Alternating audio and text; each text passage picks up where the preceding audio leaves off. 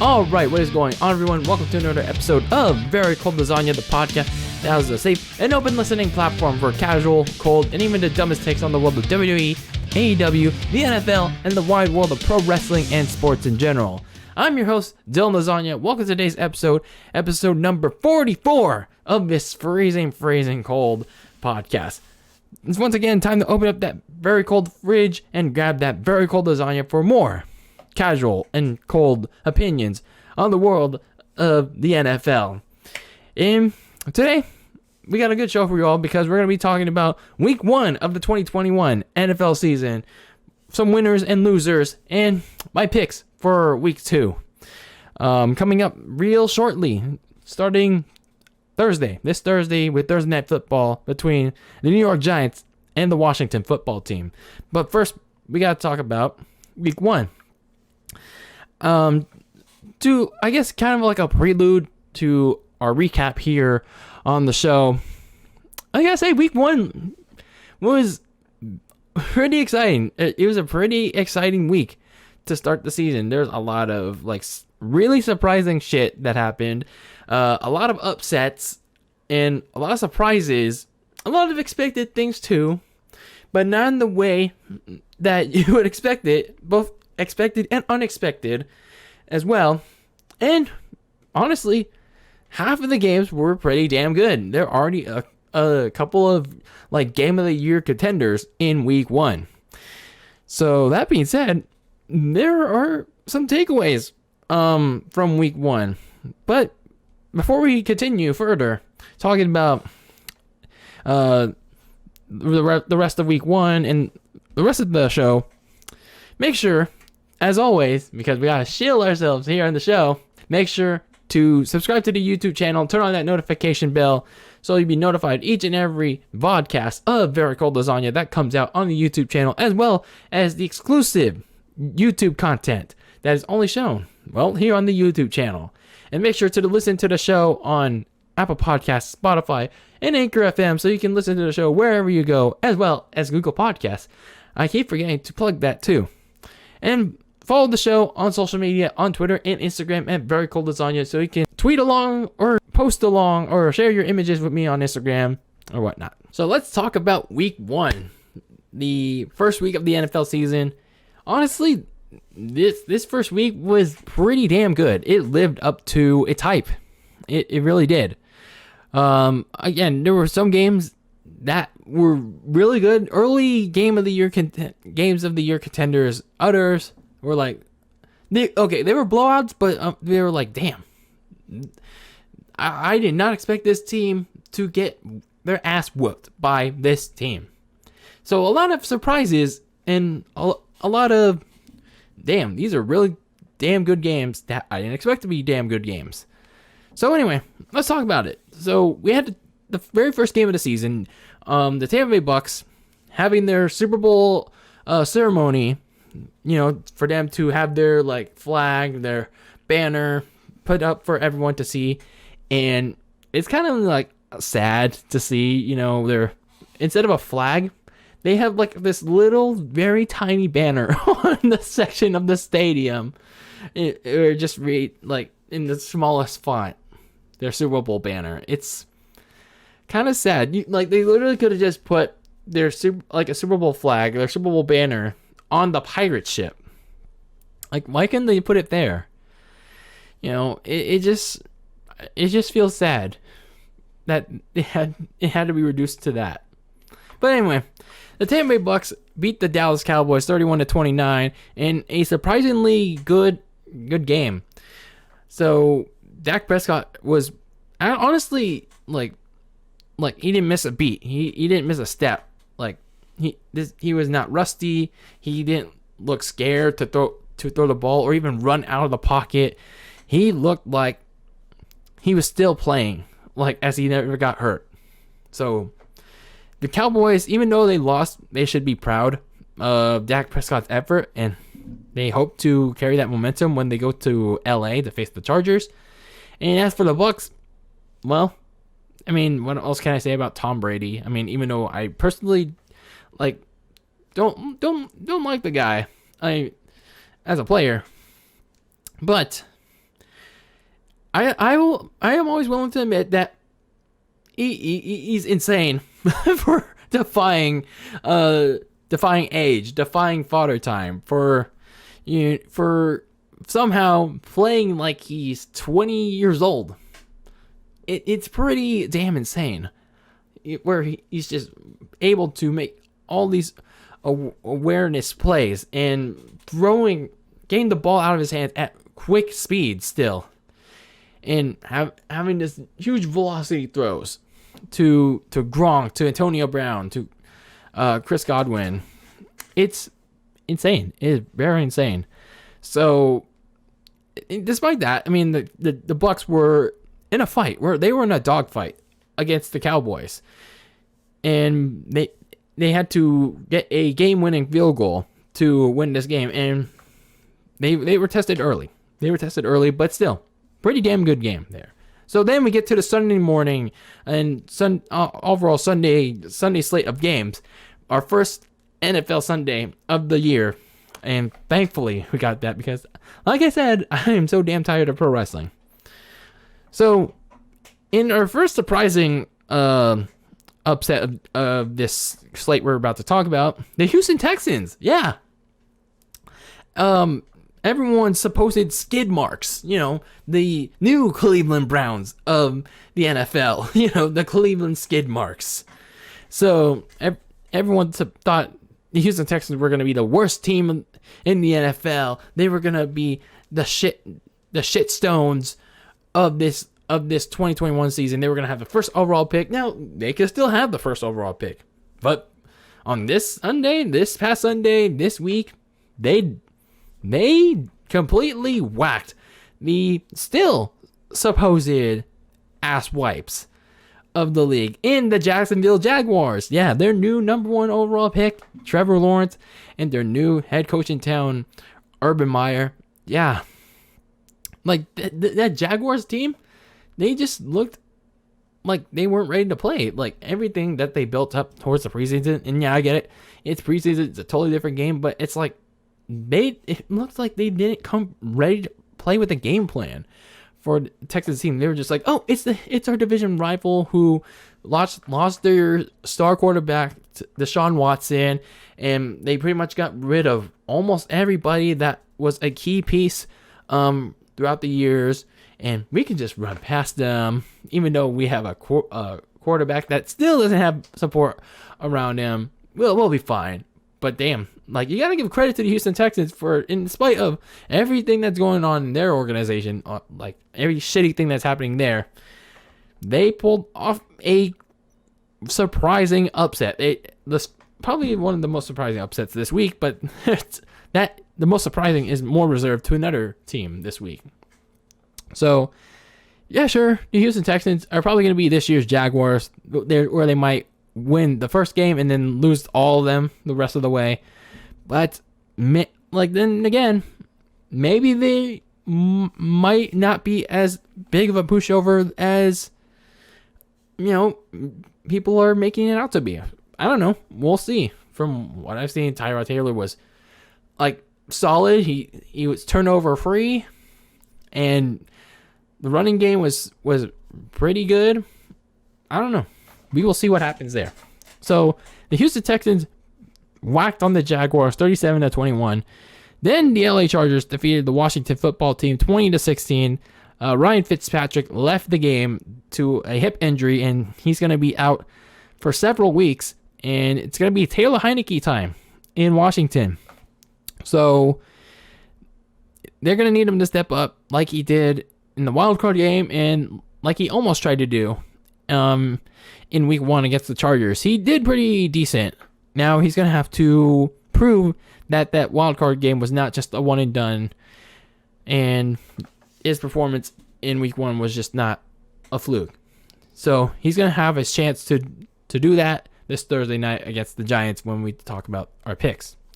So as for the Chargers, it was a solid performance for Justin Herbert. He was just facing a very tough defense that was led by Chase Young. So it is what it is. So then we had the Seattle Seahawks beating the Indianapolis Colts 28-16. Russell Wilson and Tyler Lockett pretty much dominated this game from start to finish, and Carson Wentz didn't do all that great, but I mean, he didn't do terrible, but it was like with pretty much I'd say who I'm gonna talk about later, Aaron Rodgers. He didn't look prepared, and he was just pretty much coming back from surgery and the COVID list, so he was still trying to get settled with the first team offense. So hopefully he can get it going again with the rest of the starters, because they got a quick turnaround, because they got to face another NFC West team in the LA Rams next Sunday, or actually this Sunday.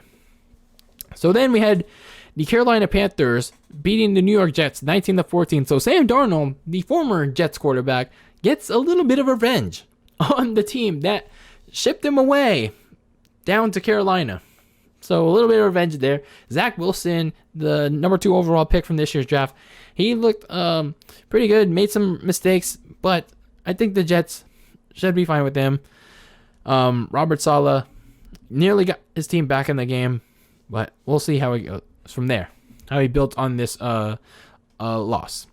Then in a interesting overtime game, the Cincinnati Bengals beat the Minnesota Vikings 27-24. Joe Burrow and Jamar Chase looked a lot better than they did in the preseason. Like they're starting to get that reunited chemistry back. Kirk Cousins, on the other hand, he seriously needs to let it rip, man. Like, I don't know why he loves the check down so much. He's just so damn reliant on it. He's just like so afraid to like air it out. Like, why is he so afraid? But anyway, both teams like we're trading the lead with each other like in the second half of the game, and then once they got to overtime, the Cincinnati Bengals were in the end able to get the victory on a field goal. And then the Arizona Cardinals went to Tennessee to completely destroy the AFC South champions 38-13. Defensive end Chandler Jones had a field day, sacking Ryan Tannehill 5 times. Literally. the defensive line had like a field day destroying the Titans' offensive line, or lack thereof. And, you know, if the offensive line of the Titans are going to have this many issues like they did in week 1, yeah, I know it's just week 1, it's just one game, but if this remains a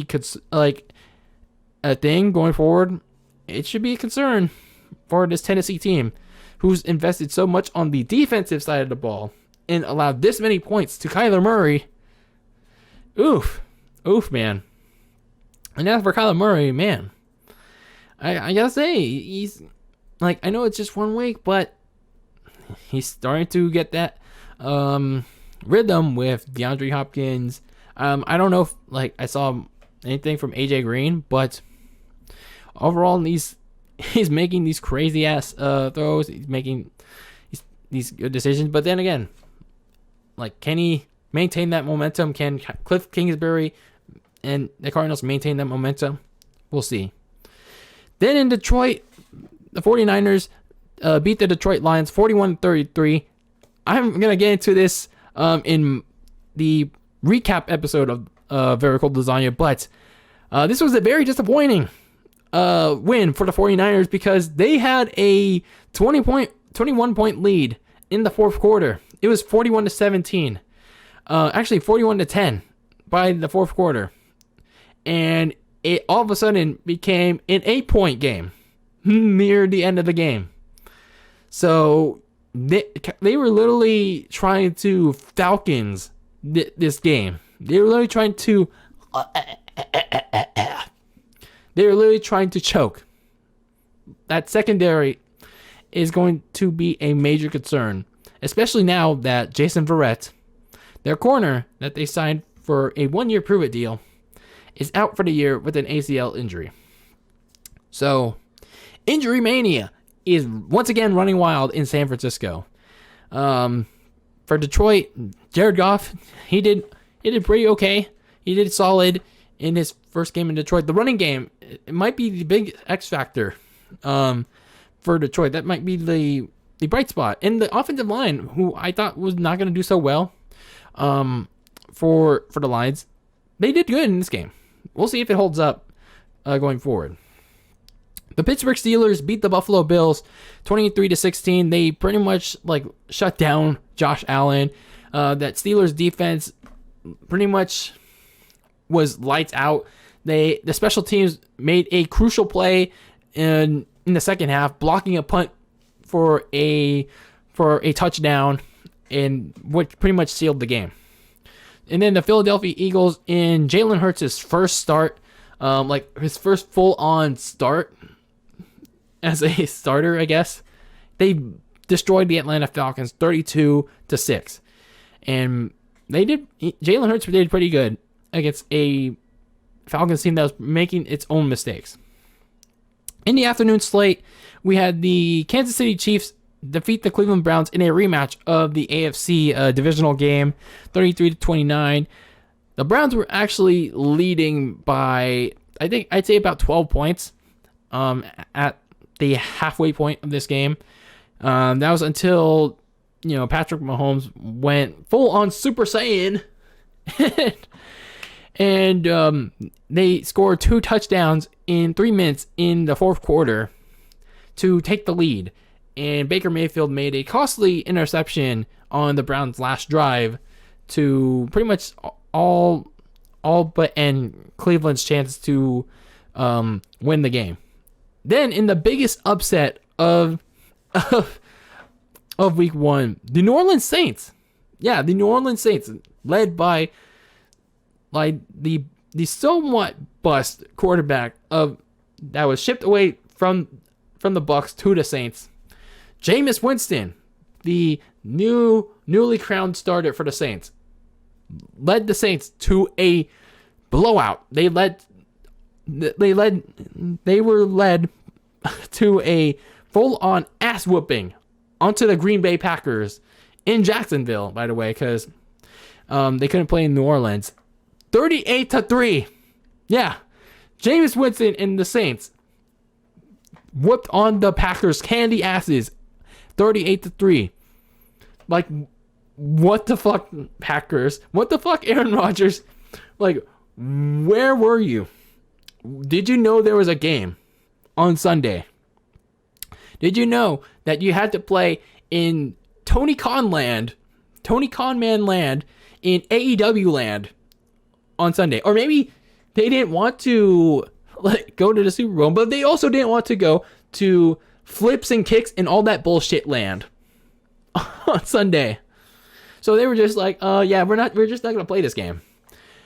But in all honesty, I think Aaron Rodgers is just checked out. He looked completely checked out by the mid first half, and then he didn't even try to attempt at a comeback in the second half.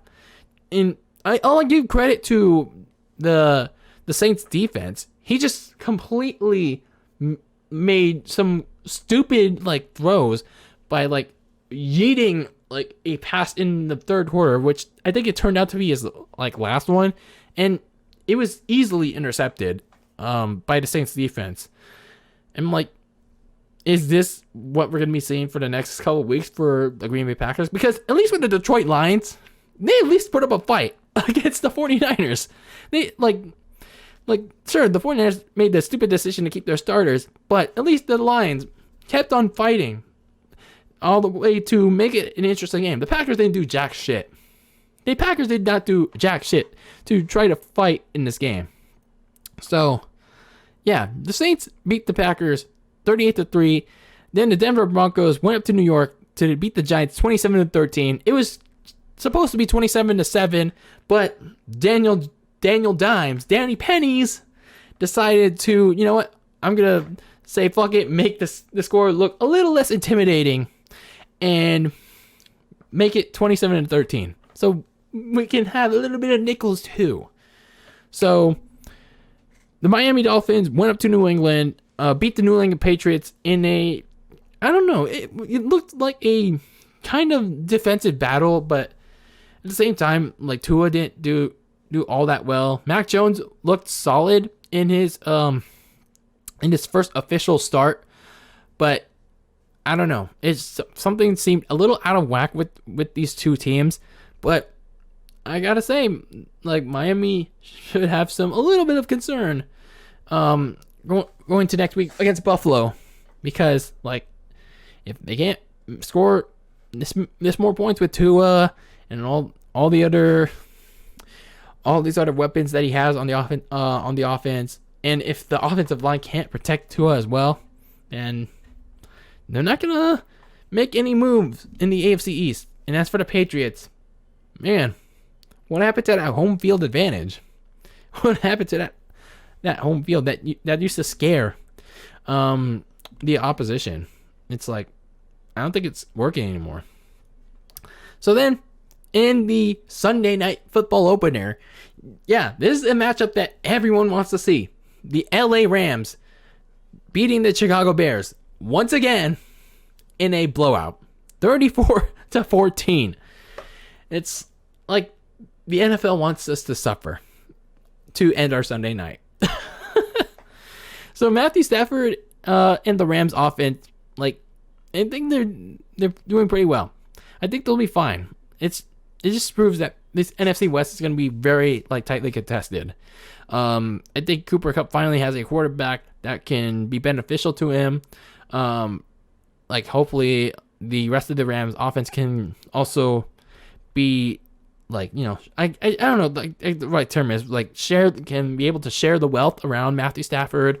But as for the Chicago Bears, well, I don't know what dumb shit Matt Nagy is doing, keeping Andy Dolan there, because he clearly is not moving the needle with these like check downs and these small ass yardage passes. It's not working. It's not working. At least when you saw Justin Fields, you know, get his first touchdown on a read option run, then like it was just one play, but you at least saw him make some moves. You at least saw him make a move.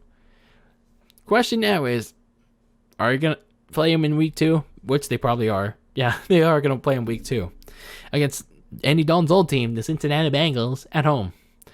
So in the Monday Night opener, the Monday Night Football opener, and the week 1 closer, the Las Vegas Raiders beat the Baltimore Ravens 34-27 in a crazy ass overtime. Probably one of the most craziest overtime games I've ever seen. There's a bunch of crazy ass sequences that happened in this game. I did not expect the Raiders to actually be competitive. Like I gotta give them credit. They limited Lamar Jackson. They actually forced 2 turnovers. The one at the end too was very crucial. The fumble that Lamar Jackson had was very crucial because it set up a game-ending touchdown from Derek Carr to, I think it was like Zach Moss. I think that's his name. But nonetheless, this game had a lot of crazy sequences in overtime. It was like the Ravens secondary was giving up so many plays, and they gave up another big play that I thought was going to end the game, but the receiver knee was down short of the goal line, even though the ball was at the pylon, but the knee hit the ground first. And then when they had to place the ball, the Ravens D-line stopped them twice. And then on 3rd down, the Raiders had a false start. And then once they had that 3rd down play, Derek Carr threw the ball. It hit the Ravens like defender's helmet. It doinked into an interception. That was so insane. And then on the Ravens' ensuing drive, Lamar Jackson has that fumble that ultimately cost him the game, and Derek Carr has that touchdown pass. Who did thunk? Who did have thunk that? That was like an insane sequence. That was an insane sequence of events for that Monday night game, and honestly, a good way to start like the season and a good way to cap week 1. So that was your slate of games for week 1 of the NFL season. Let's talk some winners and losers for week 1. And again, this is just my personal list. You guys probably have your own personal list of winners and losers. Obviously, Tom Brady. He had that rapid slow start and 2 interceptions that weren't really his fault. The receivers didn't catch the ball. It tipped out of their hands. But like I said, when they recapped the Bucks game, it looks like he's gonna beat fodder time once again this season. And Brady, for as much as I hate to admit it, he still moves and throws with laser precision, gets the ball out very quick, much quicker than he did back when he was with the Patriots. And he has a lot more weapons than he did in New England, so it definitely helps. I think Tampa Bay has one of the more realistic shots to actually be in the Super Bowl when it's all said and done. But I'm just being a little bit objective here, so I'm just saying. And then another winner is Dak Prescott in that offensive line. And like I said before, Dak Prescott looked like he hasn't stepped a beat. And I thought that Tampa Bay defensive line was going to harass Dak Prescott all night and get past the offensive line. But man, I was proven wrong. That offensive line, aside from a few plays that went haywire, they did well in stopping the pass rush. They stopped the D line from hitting Dak at all or take too many sacks in his return from the multiple injuries from last season and the offseason. The offensive line did very well in week 1. And like I said with Dak, he looked like he was still playing. Getting out of the pocket, throwing with really good accuracy. He found his guys right on the spot a lot of the times, and he recognized the oncoming pressure and most of the time. So we could all say, haha, the Cowboys lost, but at least, the Cowboys have at least something to be happy about in Dak Prescott being fully healthy and ready to go for this season. And there's also Jameis Winston in the New Orleans Saints. Everyone thought that, they were going to fall down after Drew Brees retired. But I know it's just 1 week, it's 1 game, but damn, Jameis Winston and New Orleans Saints, after all the adversity that they went through in the offseason and just here and now with Hurricane Ida, they went to Jacksonville, faced what was supposed to be a quality playoff team from last season, and whooped their ass. They whooped on their ass. It was a total team effort. The Saints defense, literally, limited Aaron Rodgers and what he can do. No touchdowns, 2 interceptions. They shut down Devontae Adams, shut down the running game, and pretty much, left Aaron Rodgers on the bench for the entirety of the 4th quarter. And Jameis Winston, he had a lot of time to throw, and he made a lot of his throws with great accuracy against a porous Packers secondary. He did pretty good. He did really, really good in week 1. Now let's see if he can carry the momentum against Carolina. Jalen Hurts also did pretty good in his first official start, without Carson Wentz in the background. So this is again his first start on his team. And he did pretty good against capitalizing on the Falcons' mistakes. And he was able to connect on Devontae Smith with Zach Ertz, Dallas Goedert. And he even made his own plays on the run, recognizing the pressure. He was pretty efficient in controlling the offense. So he's going to be a challenge. He might lead the Eagles to a possible division title run. The Eagles might not be as big of a pushover as people once thought they were. But again, it's just 1 week. And the Cardinals defensive end Chandler Jones, 5 sacks on Ryan Tannehill, getting past that offensive line. And he was a key contributor to limiting the Titans to just 13 points compared to the Cardinals' 38. That is insane. Now, some for the losers. Ezekiel Elliott nowhere near, like he was nowhere near his like usual self in week 1. Like the Tampa Bay like run defense shut him down, and even when he was pass catching, nowhere to be found.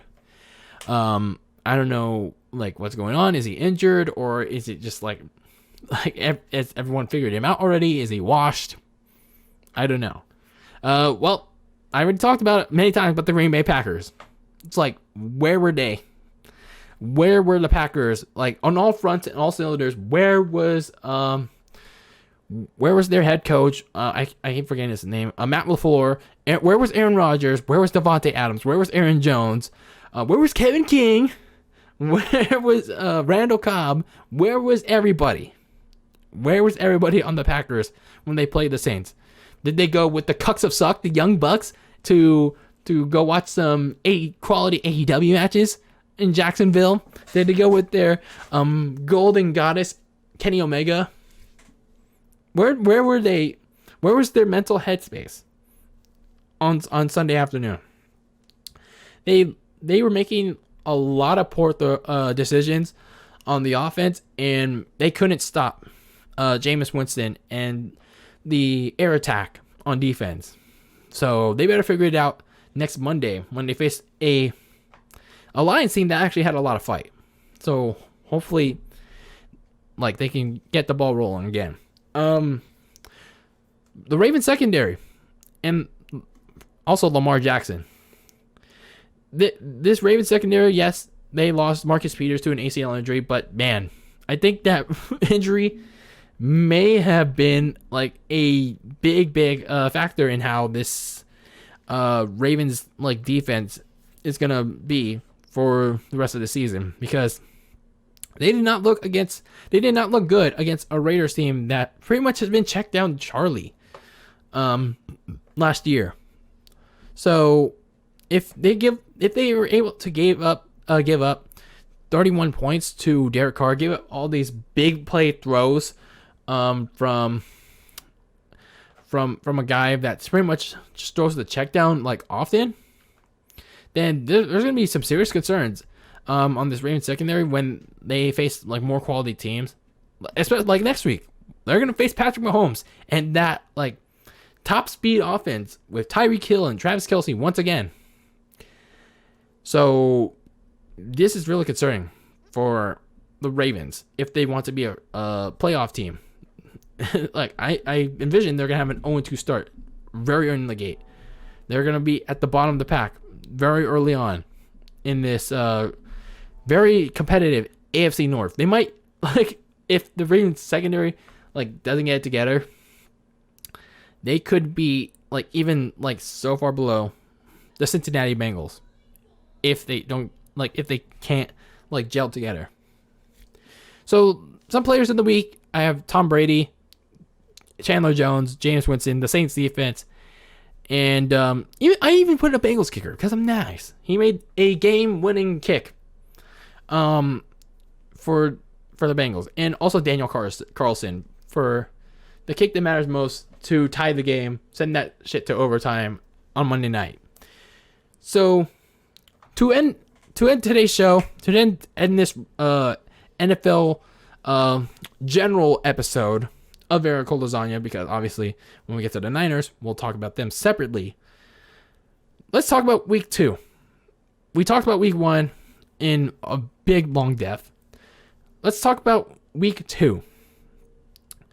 We got a general idea of how a lot of all these teams are. Week 2 is pretty much like, how can they improve? How can they expand on their victories, their losses, their mistakes, their greatness from the first week, and carry that over to the next? Because this is not like, what's the phrase? It's not a sprint, it's a marathon. So who is gonna pace their way into becoming the next big thing, like for this season at least? We find out this Thursday when the New York Giants go up to the nation's capital to face the Washington football team that's going to be led by Taylor Heineke. We still don't know a lot about how Taylor Heineke is going to perform. He had one good playoff game against the Super Bowl champs, the Tampa Bay Bucks. He could have nearly gotten the Washington football team against the reigning champions from last year, the Kansas City Chiefs, in the Super Bowl in February. But there's still a lot to be said about that. But anyway, this is a team that still has a quality defense led by Chase Young, and they added some pieces in the offseason. But now that Ryan Fitzpatrick, who they signed in the offseason too, went down with a hip injury, they're going to have to rely on their almost playoff hero, Taylor Heineke, to bring them to victories for the next several weeks. Now, if he does good in this game, they might have to start wondering if they should have Ryan Fitzpatrick come back and be the starter, or like they did with Tua in the Dolphins last year, or maybe have Fitzpatrick be the backup. But as for this game, I fully think that Washington can give the Giants a run for its money with that defensive line, take down Daniel Jones, because, well, Daniel Jones is not that good, because he's still prone to making mistakes like he did against Denver at home. So I'm going with Washington over the New York Giants at home. I don't give specific scores because it's just like very hard to predict. Anything can happen. It could be a blowout. It could be a close game. It can be a tie game. So I simply go with the teams, and that's that. So we get into the early morning slate for week 2 on Sunday. You got the New England Patriots going up to New York to face the Jets in their home opener.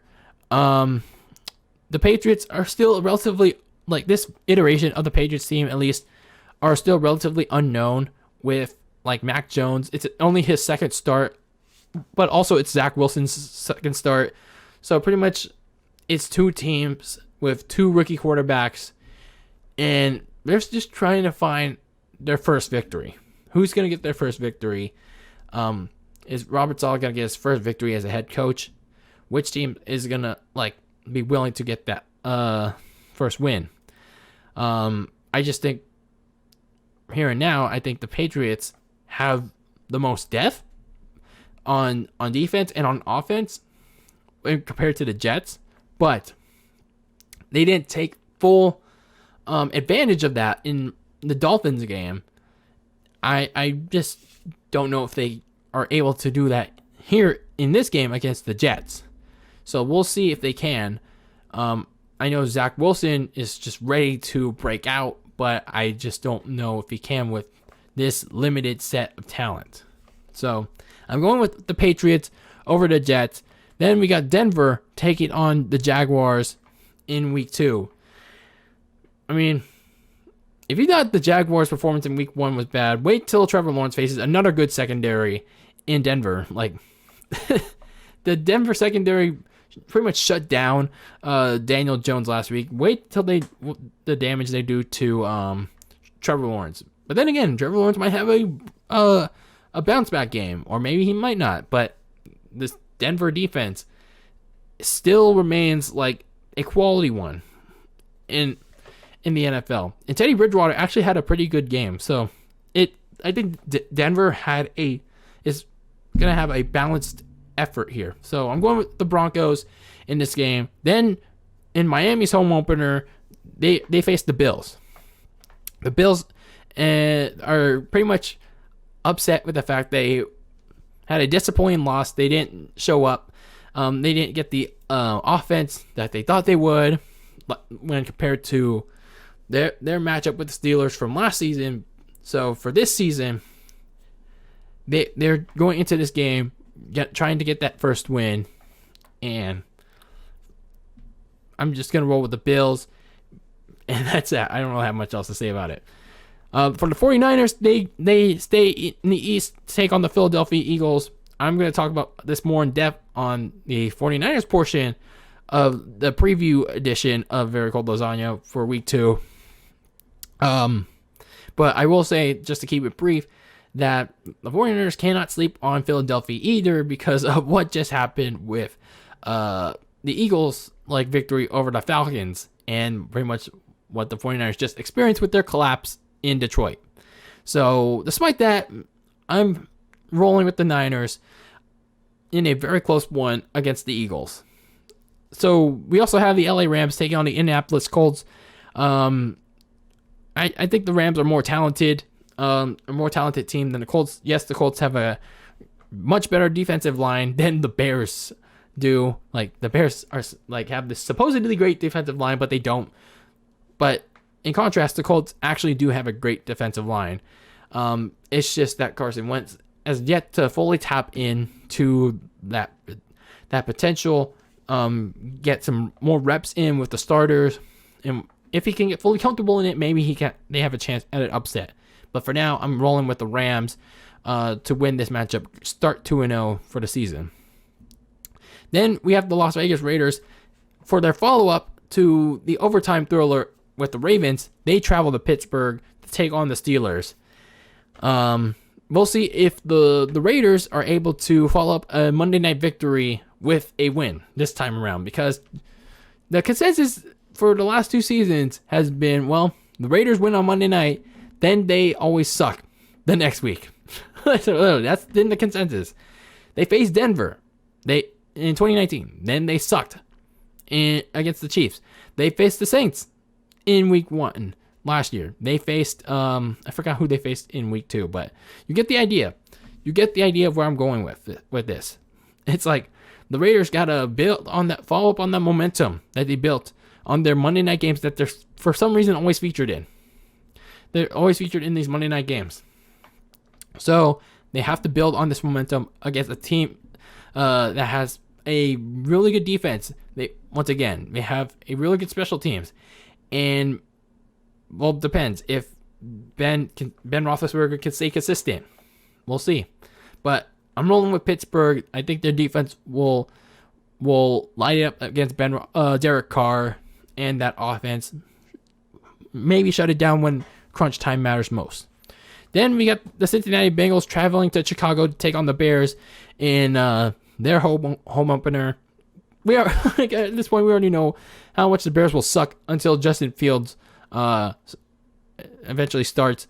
So the Cincinnati Bengals, Joe Burrow and Jamar Chase are going to roll over the Bears. Then we have the Houston Texans traveling to Cleveland to take on the Browns. This game could go either way. I honestly would say to expect a blowout. But then again, the Houston Texans literally just destroyed the Jaguars. So I'm just like, anything can happen. Anything can happen. But I'm just going to roll with the Browns for this game. They have more talent on paper, at least, than the Texans. And they're still pretty furious about how their game against the Chiefs ended. Then you have the New Orleans Saints going to Carolina to take on the Panthers. The Saints are looking to build on their big win against the Packers. And Sam Darnold still relatively inexperienced in this league. So I think the Saints are going to look to win this game against Carolina. Then in the afternoon slate, the Minnesota Vikings are going to take on the Arizona Cardinals. I think the Cardinals have more talent with Murray, DeAndre Hopkins, AJ Green. They're going to get it done. They're going to get it done against a Vikings team that pretty much relies on the check down on offense. Their defense is still suspect at best. Then you got the Tampa Bay Bucks staying home to take on the Falcons, and they're pretty much going to Tom Brady's pretty much going to light them up, like the Philadelphia Eagles did. So you also have the Seattle Seahawks in their home opener, taking on the Tennessee Titans. I expect them to win in this game. I think that despite their upgrades in the secondary, it just simply wasn't enough. Like that Cardinals game was just evident it's enough. It might not be enough. So in LA, the LA Chargers host the Dallas Cowboys in their home opener, and this is like a big game already for Justin Herbert. Like, can he go toe to toe with Dak Prescott and that Cowboys defense, like that vaunted defensive line? can that offensive line that the Chargers built up in the offseason, like, go toe-to-toe with a still very rough-ass Cowboys D-line? We will see. But that should be an interesting matchup. Then in the Sunday Night Football game, the Kansas City Chiefs take on the Baltimore Ravens. This game, like I said before, it's going to be nut busting for the Ravens secondary. Can they shut down Patrick Mahomes? Can they shut down Tyreek Hill? Can they shut down Travis Kelce? I mean, I doubt it, but then again, anything can happen. Can Lamar Jackson bounce back from his disappointing loss to the Raiders on Monday night? Can he go toe-to-toe again with Patrick Mahomes, but this time have that end up in a victory? We'll see. So, my pick for this would be the Chiefs to win this game against the Ravens. They go 2-0. And then in the Monday Night Football game, the Detroit Lions go to Green Bay to take on the Packers. I do think that the Packers bounce back from this game. Aaron Rodgers is probably so pissed off about how that game went. Even though, he's probably gonna still ask to be traded after the season. He's probably waiting for that time to I'm ready to get out of Green Bay. But he's just so disappointed about how that game went that he's gonna take out all his aggression on a supposed pushover in the Lions. But don't expect the Lions, after what just happened in week 1, to just be tamed in week 2. This Lions team may as well just fight back. They will just play their hearts out. So even though I expect the Packers to win this game, don't be surprised if the Lions somehow make this very interesting, or hell, pull an upset. We will see. So those are my picks for week 2. What do you guys think about these picks? Let me know. What do you guys think about week 1? Who were your winners and losers? What games did you find interesting? What were some surprises that you saw, or what were some what you just oh, I expected that. Let me know how you felt about the start of the NFL season, whether it's in the comments on YouTube, a message on Twitter or Instagram, any way you can to show some love here on Very Cold Lasagna. But that's it for this recap, general recap edition of the 2021 week 1 of the NFL season of Very Cold Lasagna. I know, pretty weird, wordy. So to make it less wordy, the recap episode of week 1 of the NFL season, this episode of Very Cold Lasagna. There we go. But anyway, I'm your host, DylanLasagna. Thank you for tuning in to this fine episode. Make sure to subscribe to the YouTube channel, listen to the show on all major podcast platforms, and follow the show on Twitter and Instagram at Very Cold Lasagna. And keep that lasagna very cold in the fridge with your takes on the world of pro wrestling and sports in general. And always be that filthy casual fan. It's okay to be one. It's okay to ramble and talk about all these sports, because you may like them, but some people may rag on you for oh, you don't know anything about this shit. But it's alright.